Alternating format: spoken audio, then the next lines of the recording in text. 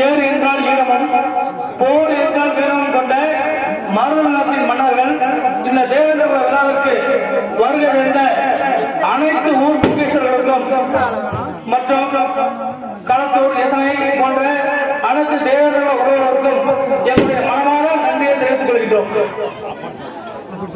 அனைவரும் விழாவிற்கு வந்த பக்தர்களுடைய அனைவரும் மறவாமல் அன்னதானம் அறிவித்து அம்மன் பெருமாறு உங்களை அன்போடு வேண்டி விரும்பி கேட்டுக்கொள்கிறோம். மீண்டும் சொல்லிக்கொள்கிறோம். வந்திருக்கின்ற அனைவருக்கும் உணவு ஏற்பாடு செய்யப்பட்டுள்ளது.